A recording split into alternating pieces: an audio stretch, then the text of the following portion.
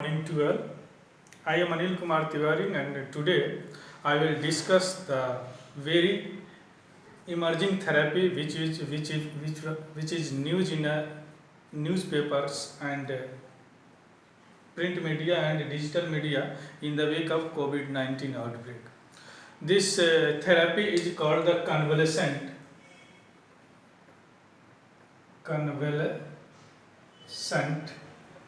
plasma therapy.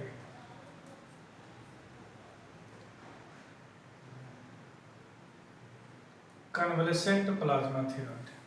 First, we need to understand what is the convalescent plasma therapy and why it is new appeared in the newspapers, and in current affairs we need to understand full each 5 WRMNH what, how, when, how, etc. of the convalescent plasma therapy.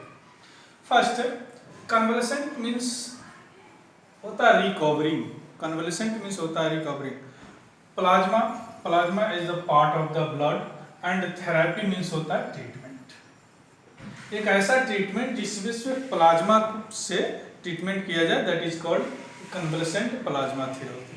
First we need to understand the what is the plasma. Plasma is the matrix which all blood cells float. ये एक तरह का तरल पदार्थ है जिसमें सारे जो ब्लड सेल्स है वो फ्लोट करते रहते हैं. प्लाज्मा. और plasma is the also bank of immunity. और इम्यूनिटी प्लाज्मा में ही इम्यूनिटी पाया जाता है जो कि हमारी बॉडी से लड़ता है, एंटीजन से लड़ता है. तो इस थेरेपी में क्या होता है, also it is a part of passive immunity.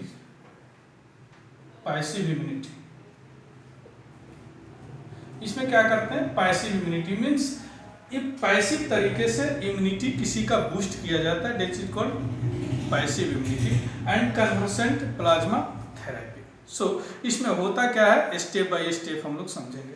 First we need to understand convalescent plasma therapy.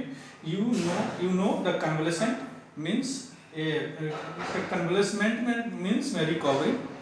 Plasma means you know the plasma is the matrix which float all blood cells, and therapy means होता है treatment. It is the therapy is the synonym of treatment. तो convalescent plasma therapy में एक plasma infuse of the COVID-19 patient from person which is recovered from the COVID. So it is called convalescent plasma therapy. Means कोई patient जो कोविड-19 से ठीक हो चुके हैं उनसे प्लाज्मा लेकर और उसके जो बीमार हैं उनमें प्लाज्मा डाल दिया जाता है, that is called convalescent plasma therapy. Okay. अब plasma is the house of the antibody. वो एक हाउस है एंटीबॉडी का, उसमें एंटीबॉडी पाया जाता है. और एंटीबॉडी में क्या होता है, जब कोई patient, if any patient infected by the covid and he recovered and finally he well after the infected of the disease, then his body automatic produce a antibody. Okay. Antibody produce करता है और वह cell जो है memory में रख लेता है एंटीबॉडी को कि ये दुश्मन के कारण मैंने ये एंटीबॉडी निकाला.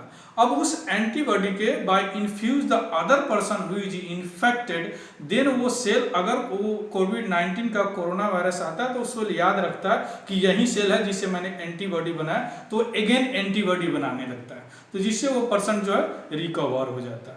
ठीक. इस पूरे प्रोसेस को कॉल्ड कन्वलेसेंट प्लाज्मा थेरेपी. ठीक. ऐसा नहीं है कि this is the process is the new.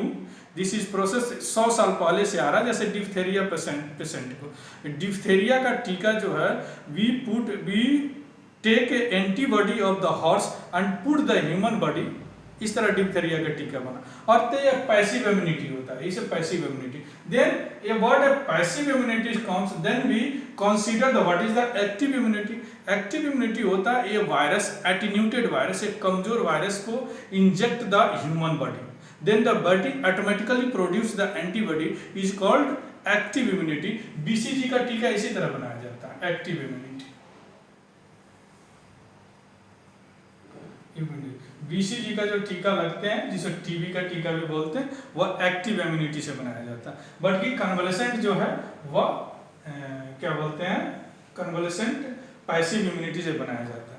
तो इसकी भी चर्चा चल रही है, नाउ द न्यूज़पेपर तो कन्वलेसेंट प्लाज्मा थेरेपी को भी यूज किया जाए। इससे फायदा क्या होगा कि we know the sum of the patient we recovered from the कोविड-19 ट्रीटमेंट। तो जो आदमी ठीक हो रहे हैं, जो आदमी बीमार हो रहे हैं, अगर ठीक आदमी के प्लाज्मा लेकर अगर बीमार को दिया जाए, अगर ठीक हो रहे हैं तो अच्छे, then this treatment is very very beneficial nowadays कोविड-19 आउटब्रेक। सो इसलिए इस थेरेपी का और इस कंसेप्ट को अभी न्यूज में लाया गया कि कन्वलेसेंट प्लाज्मा थेरेपी से ठीक हो रहा है, क्योंकि already you know the some various patient has been recovered from the कोविड-19 इन्फेक्शन।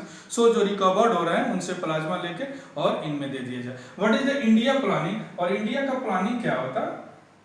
इंडिया जो है ICMR है, apex medical body of the India, ICMR Indian medical research organisation, उन्होंने इसके ऊपर एक guideline introduce guideline that plasma therapy. But Kerala is the state we agree to do the convalescent plasma therapy. But problem यहाँ है कि जो kit होती है जिससे वो थेरेपी किया जाता है वो हमारे पास नहीं है, थोड़ा एक लंबा प्रोसेस होता है। Because we take the bloods of the person who is recovered from the COVID-19, then we separate the plasma and infuse the infected person. So एक प्रोसेस होता है, वह किट हमारे पास अवेलेबल नहीं है।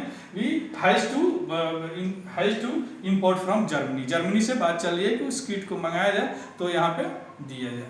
थर्ड जो पर्सन होता है, थर्ड है क्या यार इससे पहले कभी यूज हुआ है, Has this therapy has been used before? तो इसमें का जवाब है कि एस हुआ है। इबोला जो वायरस आउटब्रेक हुआ था, you heard and you remember the Ebola virus है जो आउटब्रेक हुआ था और एपिडेमिक था, इसमें WHO ने इस पे ट्रायल किया था कन्वलेसेंट प्लाज्मा थेरेपी पर, और सक्सेसफुल हम लोग रहे थे इसके convalescent plasma therapy. So the convalescent plasma therapy, एक बार हम रिपीट करते हैं कि ये a part of the passive immunity and we take the plasma of the recovered person and infuse the person which is infected, then the memory cell which was produced of the antibody, वो memory cell में याद रखता है, then जो infected person के पास जाता है तो वह मेमोरी से उस एंटीबॉडी को प्रोड्यूस करता है, देन वो पर्सन रिकवर्ड होने लगता है। ठीक है, this is called the convalescent plasma therapy. ठीक है, अब इम्यूनिटी में थोड़ा सा और टेक्निकल चीज बता देते हैं। टेक्निकल चीज है जो जब भी जो इम्यूनिटी होता है, a very crucial part of immunity is called the antibody. Antibody में एक सेल होता है that is called T cell, या एंटीबॉडी का बहुत ही क्रूशियल सेल होता है। वह T सेल होता है, वह कुछ समय तक ही जिंदा रहता है, एंटीबॉडी में मेमोराइज रहता है।